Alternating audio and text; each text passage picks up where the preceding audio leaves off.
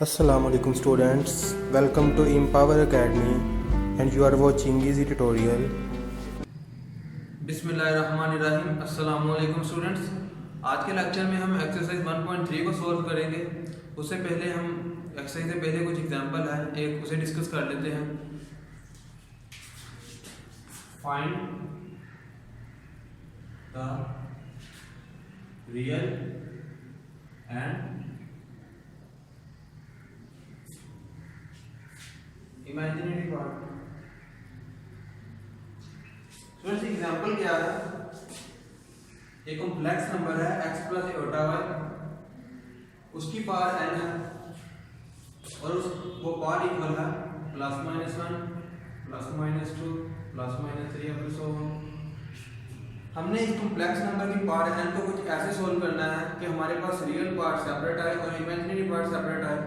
तो वो हम कैसे करेंगे स्टूडेंट्स?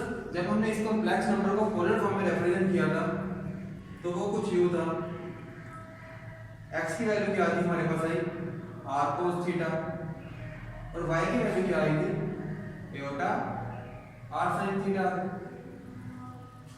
तो स्टूडेंट्स यहाँ पे इसकी पावर है n, तो हम इधर भी n ले लेंगे और ये भी n ले लेंगे। अगर इसमें से हम r को कॉमन निकाल लें तो r के ऊपर भी पावर है, जैसे कि हम इसको ऐसे कुछ लिख सकते हैं r cos theta plus iota sine theta, इसकी पावर है। ये पावर r के ऊपर भी है उसके ऊपर भी है, क्योंकि अगर a डॉट b की पावर n हो तो इसको हम कुछ इस तरह भी लिख सकते हैं। तो स्टूडेंट्स ये पावर को हम अलग अलग अप्लाई कर देते हैं, तो ये हमारे पास बनेगी r की power n cos theta plus iota sine theta की पावर n। तो स्टूडेंट इसको हम ये जो फैक्टर है इसको हम कैसे सोल्व करें, इससे पहले हम डी मोविलस थ्योरम की स्टेटमेंट देख लेते हैं। डी मोविलस थ्योरम क्या कहता है? डी मोविलस थ्योरम की स्टेटमेंट ये है cos theta plus iota sine theta की पावर n ये इक्वल होती है cos n theta plus iota sign n theta. मतलब कि ये जो पावर है इस एंगल के साथ मल्टीप्लाई हो जाएगी। स्टूडेंट्स आपके सिलेबस तक सिर्फ इसकी स्टेटमेंट ही है, इसका प्रूफ जो सा है वो आपके लेवल पे डिस्कस नहीं किया गया है। तो हम जैसे इसकी स्टेटमेंट को देखेंगे और इसको अप्लाई करेंगे तो हम देख सकते हैं कि ये पावर n है। यहाँ रेफरेंस दे दें De Moivre's theorem, by De Moivre's theorem.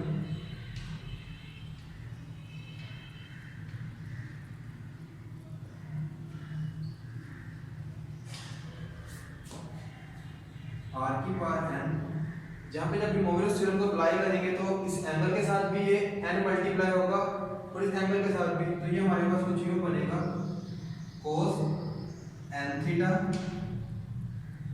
Plus iota sign n theta. इस r की पावर n को मल्टीप्लाई कर देंगे तो ये हमारे पास कुछ यूं बनेगा r की power n cos n theta plus r की पावर n एटा साइन n थीटा। तो स्टूडेंट्स आप देख सकते हैं कि ये रियल पार्ट है, ये इमेजिनरी पार्ट है। स्टूडेंट्स एग्जांपल की मदद से सोल्व करते हैं। कोई एग्जांपल ले लेते हैं, ये तो जनरल प्रूफ था।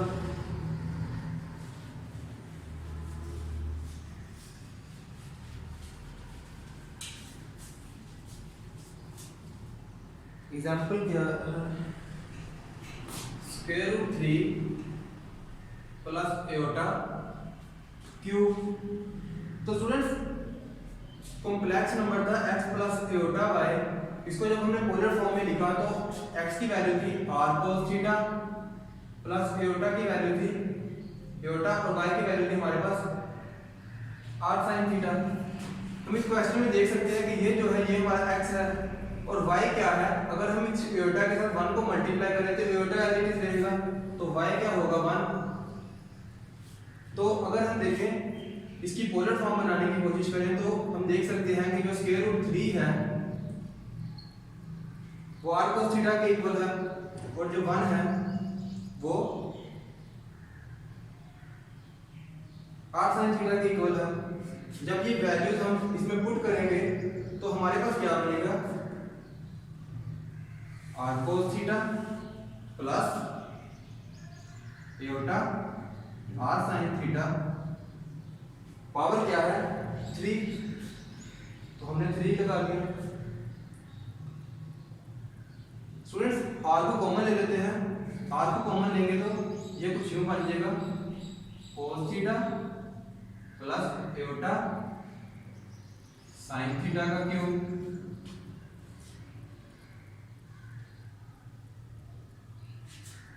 इस r क्यूब को सेपरेट कर लें, cos theta plus aorta sin theta cube.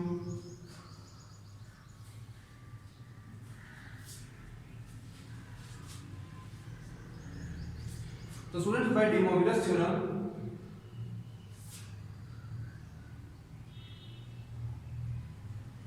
ये जो पावर है इस एंगल के साथ मल्टीप्लाई हो जाएगी, हमारे पास क्या आएगा r क्यूब कोस, ये 3 इस थीटा के साथ मल्टीप्लाई होगा तो 3 theta plus iota sine 3 theta. तो स्टूडेंट्स यहां हमने अब r और थीटा की वैल्यू फाइंड करनी है। वो वैल्यू क्या है, हमने जब कॉम्प्लेक्स नंबर की पोलर फॉर्म को डिस्कस किया था तब हमने इनके फार्मूले प्रूफ किए थे। वो थे r का फार्मूला था x square plus y square का स्क्वायर रूट, और थीटा का क्या था tan inverse y over x। तो स्टूडेंट्स यहाँ पे x क्या है स्क्वायर रूट 3 और y क्या है 1, यहाँ से r की वैल्यू फाइंड हो जाएगी, x है स्क्वायर रूट 3 y है 1, ये स्क्वायर से कैंसिल हो जाएगा, हमारे पास आ गया 3 प्लस 1 इक्वल टू 4। 4 का जब स्क्वायर रूट लेंगे तो वो हमारे पास आ जाएगा 2। r की वैल्यू फाइंड कर ली है, अब थीटा की वैल्यू फाइंड करेंगे, theta equal to tan inverse y की वैल्यू है हमारे पास 1 और x की वैल्यू है स्क्वायर रूट 3, तो ये हमारे पास आएगा 30 डिग्री। स्टूडेंट्स इस r और थीटा की वैल्यू में इस वापस में पुट कर देंगे तो हमारे पास क्या आएगा 2 का क्यूब cos 3 मल्टीप्लाई थीटा की वैल्यू 30 है प्लस एयोटा साइन 3 मल्टीप्लाई 30, तो ये हमारे पास क्या आया 8 cos 90 प्लस 8 sin 90 एयोटा। तो ये होगा रियल पार्ट और ये हो गया इमेजिनरी पार्ट। स्टूडेंट्स अब हम एक्सरसाइज 1.3 को डिस्कस कर लेते हैं। एक्सरसाइज 1.3 का क्वेश्चन 1 क्या है, graph the following complex number. तो स्टूडेंट्स ये कॉम्प्लेक्स नंबर है, एक के पार्ट्स हैं, इसको हमने ग्राफ करना है, ग्राफ की मदद से इसको रिप्रेजेंट करना है। तो इसके लिए ये कॉम्प्लेक्स नंबर है तो हमने एक कॉम्प्लेक्स प्लेन ड्रा कर लिया है, इस नंबर को हम इस कॉम्प्लेक्स प्लेन में रिप्रेजेंट करेंगे। पहला है 2 - 3 एयोटा, तो मीन के जो x है वो x एक्सिस की कोई वैल्यू पॉजिटिव है और y एक्सिस वाली नेगेटिव है। तो हम देख सकते हैं कि x किधर पॉजिटिव होता है और y किधर नेगेटिव होता है।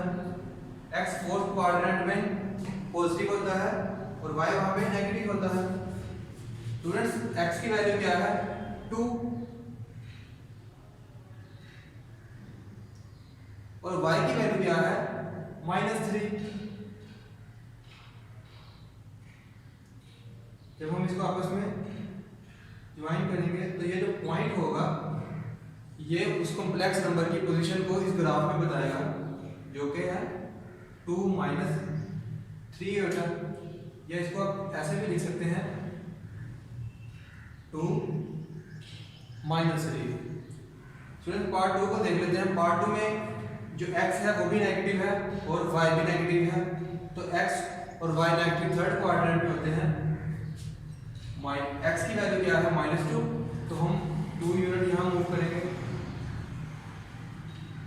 ये -2 और y क्या है -3। तो स्टूडेंट्स ये जो पॉइंट है ये हमें इस कॉम्प्लेक्स नंबर की पोजीशन बताएगा, जो कि है -2 -3। फोर्थ पार्ट है इसमें सिर्फ इमेजिनरी पार्ट है एओर्टा, इसको हम कुछ यूं भी लिख सकते हैं 0 प्लस एओर्टा, मतलब कि जो रियल पार्ट है इसका वो 0 है और इमेजिनरी पार्ट है वो एओर्टा, मतलब 1 के इक्वल है, 1 एओर्टा। स्टूडेंट्स ये दोनों वैल्यू पॉजिटिव हैं, तो x और y पॉजिटिव होता है फर्स्ट क्वाड्रेंट में, तो x तो 0 है और y की वैल्यू क्या है एओर्टा, मीन ये इस पॉइंट की रिप्रेजेंटेशन होगी एओर्टा की। फोर्थ क्वेश्चन, फोर्थ पार्ट है हमारे पास, रियल पार्ट है 3/4 और इमेजिनरी पार्ट है -4/5। हमें पता है 3/4 को जब डिवाइड करेंगे तो ये इक्वल होता है 0.6 के और 4/5 जो होता है ये इक्वल होता है 0.8 के। तो आप देख सकते हैं कि x पॉजिटिव है और y नेगेटिव है, तो x यहाँ पे फोर्थ क्वाड्रेंट में पॉजिटिव होता है और y नेगेटिव होता है। x की वैल्यू क्या है 0.6, तो 0.6 कुछ यहाँ पे होगा और y की वैल्यू क्या है 0.8, तो y 0.8 इस पॉइंट पे होगा। तो स्टूडेंट्स ये जो पॉइंट होगा ये हमें इस कॉम्प्लेक्स नंबर की पोजीशन को बताएगा इस ग्राफ में, जो कि है 3/4 -4/5। स्टूडेंट्स क्वेश्चन 2 को डिस्कस कर लेते हैं हम। स्टूडेंट्स क्वेश्चन नंबर 2 में हमने मल्टीप्लिकेटिव इनवर्स फाइंड करना है इन कॉम्प्लेक्स नंबर का। स्टूडेंट्स इस तरह के क्वेश्चन को हमने एक्सरसाइज 1.2 में भी सोल्व किया है, आज हम दोबारा रिवाइज कर लेते हैं। हमने देखा था कि कोई भी कॉम्प्लेक्स नंबर है उसका मल्टीप्लिकेटिव इनवर्स फाइंड करने का फार्मूला क्या है, रियल पार्ट के लिए है a/a² प्लस b² और इमेजिनरी पार्ट के लिए -b/a² plus b²। Student part 1 को देख लेते हैं। पार्ट 1 में जो आपका रियल पार्ट है, मतलब जो a की वैल्यू होगी वो 0 होगी और b की वैल्यू क्या होगी -3। अगर हम इसका मल्टीप्लिकेटिव इनवर्स फाइंड करें तो वो कुछ यूं होगा, a की वैल्यू 0 है तो ये a² में 0 का स्क्वायर प्लस b की वैल्यू -3 और इमेजिनरी पार्ट है माइनस b की वैल्यू क्या है -3, a 0 है प्लस -3 का स्क्वायर। तो स्टूडेंट्स ये रियल पार्ट तो 0 हो जाएगा और इमेजिनरी पार्ट क्या है हमारे पास 3/9, जो कि किसके इक्वल है 0 1/3। मतलब कि इस -3 एओर्टा को हम कुछ इस तरह लिख सकते हैं क्वार्टर पेयर में 0 -3। इसका मल्टीप्लिकेटिव इनवर्स क्या होगा 0 1/3। तो स्टूडेंट्स के पार्ट 3 को डिस्कस कर लेते हैं।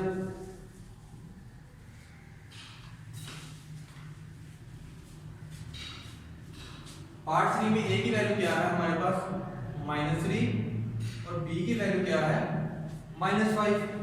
मल्टीप्लिकेटिव इनवर्स के फार्मूले में वैल्यू पुट कर देते हैं a का स्क्वायर ओवर, सॉरी स्टूडेंट जी a है सिंपल, a ओवर a का स्क्वायर प्लस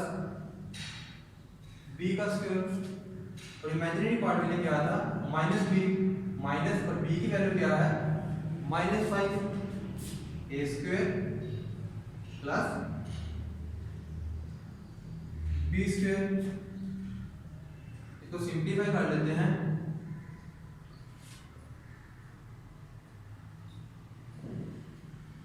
तो स्टूडेंट्स ये हमारे पास क्या है -3/34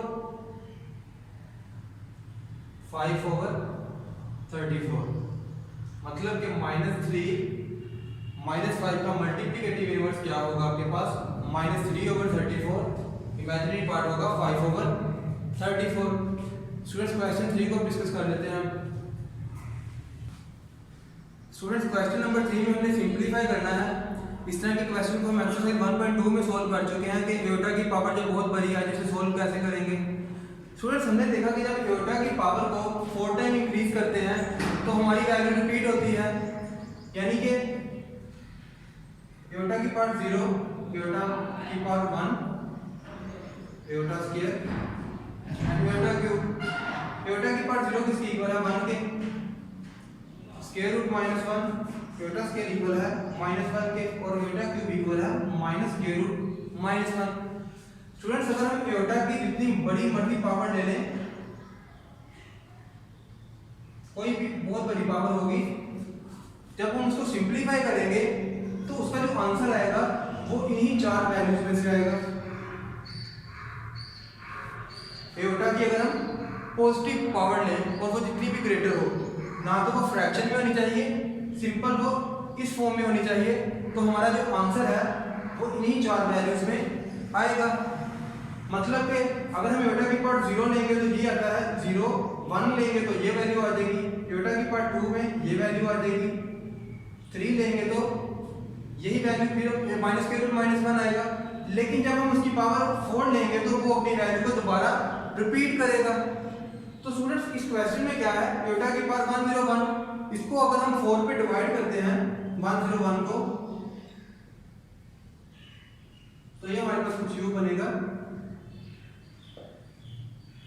स्टूडेंट ये जो क्वेश्चन है 25, इसका मतलब ये है कि कितने टाइम इसमें रोटेशन आई है। 25 का मतलब है कि ये 25 टाइम इसमें रोटेशन हुई है। उसके बाद जो रिमाइंडर बचा है हमारा 1, तो मतलब कि एओटा की पावर 1 टाइम मूव होगी इस रोटेशन सर्कुलर पाथ में, तो हमारे पास एओटा की पावर 101 किसके इक्वल आएगी, इस रिमाइंडर के, या कह सकते हैं कि जो रिमाइंडर है वो बाकी बच जाने वाली पावर होगी, जो कि किसके इक्वल है, एओटा की पावर 1 के, और एओटा की पावर 1 किसके इक्वल है, स्क्वायर रूट -1 के। तो मैंने आपको बताया था कि इसकी पावर, पॉजिटिव पावर जितनी भी ग्रेटर आ जाए एओटा की और वो फ्रैक्शन वगैरह में ना हो, तो उसका आंसर इन्हीं 4 वैल्यूज में से होगा। जो क्वोशंट हो, जब इसको हम 4 पे डिवाइड करेंगे पावर को, जो क्वोशंट होगा वो हमें बताएगा कि कितने टाइम रेपिटेशन हुई है सर्कुलर पाथ में, और जो बाकी रिमाइंडर बचेगा वो बाकी बच जाने वाली पावर होगी हमारे पास। और रिमाइंडर हमारे जब भी हम 4 से डिवाइड करेंगे हमारे पास रिमाइंडर क्या आएगा, या तो वो 0 आएगा, या 1 आएगा, या 2 या 3, तो उसके अकॉर्डिंग हमारे पास ये इन 4 वैल्यूज में आंसर आएगा। इसका पार्ट 2 देख लेते हैं। पार्ट 2 में क्या कहा गया है, इस फैक्टर को सिंप्लीफाई करना है जिसमें a रियल नंबर से बिलोंग करता है। इसको हम सेपरेट करके लिख लेते हैं -a की पावर 4 एंड एओटा की पावर 4। स्टूडेंट्स नेगेटिव की पावर जब हम कोई भी इवन नंबर लेते हैं तो वो हमारे पास पॉजिटिव बढ़ जाता है। ये हमारे पास बनेगा a की पावर 4, और इसको हम कुछ यूं लिख सकते हैं, एओटा स्क्वायर का स्क्वायर, या 4 को जब 4 पे डिवाइड करेंगे तो आपका रिमाइंडर क्या बचेगा, 0। तो आप इस तरह में इसको लिख सकते हैं, एओटा की पावर 4 इक्वल टू एओटा 0। ये किसके इक्वल है, एओटा की पावर 0 किसके इक्वल होती है, 1 के इक्वल। या इसको अगर आप, ये बिल्कुल छोटी सी पावर है तो इस तरह भी लिख सकते हैं, एओटा स्क्वायर किसके इक्वल है, -1 के। तो -1 का जब हम कोई भी इवन नंबर इसकी पावर लेंगे तो ये हमारे पास प्लस बन जाएगा, और हमारा आंसर क्या आएगा, a की पावर 4। स्टूडेंट्स क्वेश्चन नंबर 4 पे बात कर लेते हैं। स्टूडेंट्स क्वेश्चन नंबर 4 में क्या है, हमने प्रूफ करना है कि c अपने कॉन्जुगेट के इक्वल है if and only if c is real. मतलब कि अगर हम प्रूफ कर दें कि जो c है वो एक रियल नंबर है, तो ये ऑटोमेटिकली प्रूफ होगा कि c अपने कॉन्जुगेट के इक्वल है। तो स्टूडेंट्स सपोज कर लें let z equal to a plus iota b। जब हम इस एक्सप्रेशन को पुट करेंगे तो ये कुछ यूं आएगा, a plus iota b equal to a plus iota b का कॉन्जुगेट। स्टूडेंट्स इस कॉन्जुगेट को हम इस नंबर पे जब अप्लाई करेंगे तो ये हमारे पास रियल एज इट इज आ जाएगा, और इमेजिनरी का साइन चेंज हो जाएगा, माइनस एओटा b। इस राइट हैंड साइड को इस लेफ्ट हैंड साइड पे जब लिख लेते हैं, a प्लस एओटा b, ये इस तरफ आके माइनस हो जाएगा, और minus aorta b plus iota b जो कि 0 के इक्वल आ जाएगा। ये a से कैंसिल हो जाएगा, हमारे पास क्या बचेगा, 2 एओटा b इक्वल टू 0। यहाँ से हमारा b क्या है 0/2 एयोटा जो कि 0 के इक्वल है। तो स्टूडेंट्स हमने लेट किया था number a plus aorta b और हमने बकायदा प्रूफ किया है कि जो b है वो हमारे पास 0 आ गया है। तो हम कह सकते हैं कि ये जो हमारा इमेजिनरी पार्ट है वो 0 के इक्वल है। तो मतलब ये नंबर a होगा और a क्या है, a belongs to real number. तो स्टूडेंट्स हम यहाँ से बता सकते हैं कि जो हमारा z है वो a के इक्वल आ गया है क्योंकि एयोटा भी तो 0 के इक्वल हो गया है। तो अगर हम इसका कॉन्जुगेट लेंगे z बार तो हमने देखा कि रियल का जो कॉन्जुगेट है वो रियल एज इट इज ही आ जाता है। तो z का कॉन्जुगेट क्या होगा, वो a एज इट इज आ जाएगा। तो इसकी बना पर हम कह सकते हैं कि जो z है वो अपने कॉन्जुगेट के इक्वल है। तो स्टूडेंट्स एक्सरसाइज 1.3 के बाकी क्वेश्चन जो हैं वो इंशाल्लाह हम नेक्स्ट लेक्चर में सोल्व करेंगे, इसको कंप्लीट करेंगे। अगर आपको इन क्वेश्चन में किसी भी डिफिकल्टी का सामना हो तो कमेंट बॉक्स में ज़रूर पूछिए। अपना ख्याल रखिए। अल्लाह हाफिज़।